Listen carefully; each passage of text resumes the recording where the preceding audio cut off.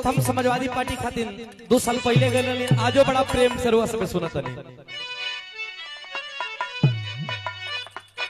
अरे की करब करे जा हम वही दिन शादी, हमार गीत आजो ट्रेंडिंग में बारुआ सब सुनत नहीं। ये हम एगो संकल्प ले ले बानी सब लोग के फसल पे आकृति बनाओ था, तो हमार सुधीर लाल के एगो संकल्प बा। कैसे? अरे करब करे जा हम वही दिन शादी,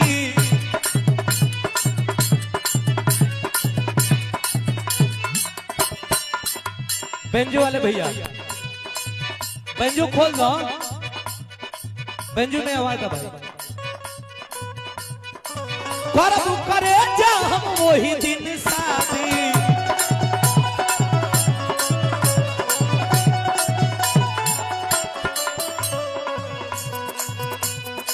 करब करे जा हम वही दिन शादी, बने द जान सरकार समझवादी, बने द जान सरकार समझवादी।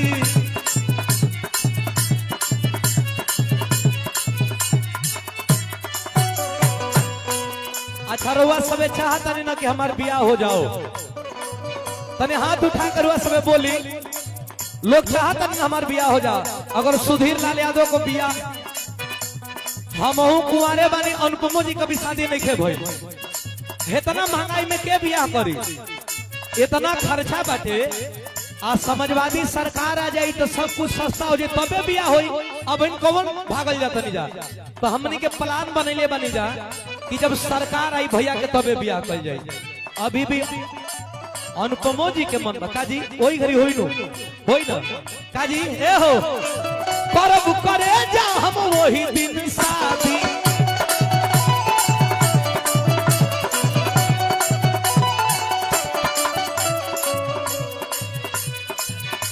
अनिल यादव सिविल कोर्ट गाजीपुर, ये पुरस्कार देना कि भैया अभी से एक जमा क के रखो। अनुपमा जी कहना कि जमा क के रखो, काम दियो घरी। बहुत बहुत दिल से धन्यवाद। राना मिश्रा जी भी आई, बड़ी आपको स्वागत बा, बहुत बहुत धन्यवाद भैया के। करब करे जा हम वही दिन शादी,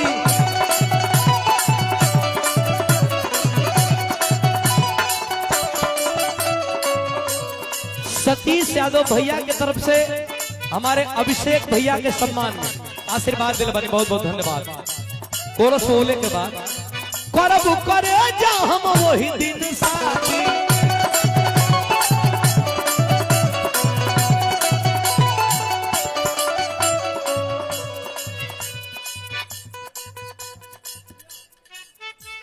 आज भी हमारे विधायक जी बहुत ही नेक दिल इंसान जय किशन साहू जी, आपका तम प्रचार भी गईले बनी, बहुत बहुत प्रणाम आपके द्वारा आशीर्वाद। और हमारे सत्या भैया,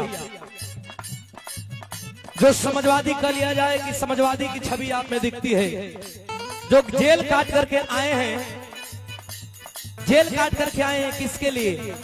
अपने लिए नहीं, अपने परिवार के लिए नहीं, ये समाज के लिए। जिन समाज ने इन्हें नाम दिया, जिन समाज ने इन्हें पहचान दिया, उनके लिए आप अपना जीवन समर्पित कर दे रहे हैं। तो ऐसे समाजवादी शेर को मेरा दिल से धन्यवाद है, आपके द्वारा आशीर्वाद दिया गया, बहुत बहुत प्रणाम। बात इसे कैसे? करब करे जा हम वही दिन शादी,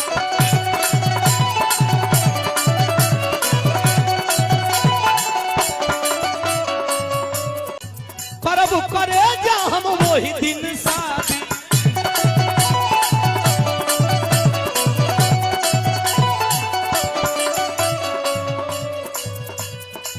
करब करे जा हम वही दिन शादी, बने तो जान सारा।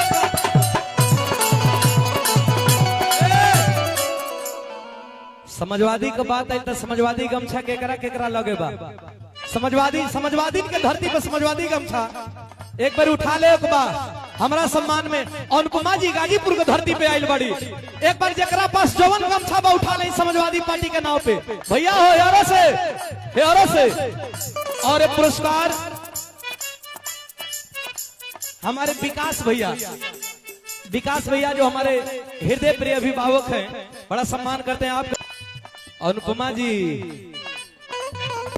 तनकी सा गमछा उठा लो, तनी आदत हो गई बा पैसा वाले लेत अब डायरेक्ट हमनी के हाथ में आदमी धरावे ना, हमनी के तो ऊ भी रही जा कि कोरोना में भी पैसा ले ले बनी जाए। अगर कहीं प्रोग्राम हो गई तो हमनी के ओमा सैनिटाइजर ना लगाई जा। हमके जाना था कि रुपया बा तो जान बच जाए, रुपया नहीं खे तो जान, और रुपया ना रही तब वो खूब जान बची। जब समाजवादी सरकार आई तो सबके इलाज के व्यवस्था हुई, सबके शिक्षा के व्यवस्था हुई, तो समाजवादी सरकार लियावल जरूरी बा। एक बार गमछा निकाल लो भैया, एन से मच्छी रहा, एन से एहरो से मंटो कासियम ऐरान उठा लो सब लोग एक बार पीछे से। ओहो करब करे जा हम वही दिन साथ। ए लड़के ये तो नहीं गमछा बा। अब इन्हें हमारे गुरुजी विजय लाल यादव कहले तो करेजा फाड़ देबो जा, तन उठा ले को भैया। जेकरा पास जो टोपियो बा तो टोपियो उठा लेवे के बा, एक बार उठा ले सबे, एक बार हिला देवे के बा। पीछे से पीछे गमछा नहीं खे का।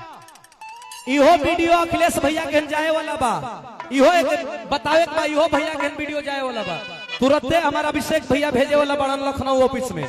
कैसे हम चाहता नहीं कि गमछा हमारे अभिषेक भैया भी उठाई है।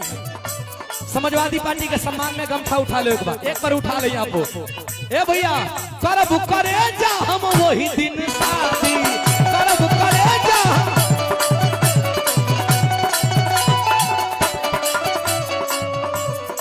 करब करे जा हम वही दिन शादी। बने द जान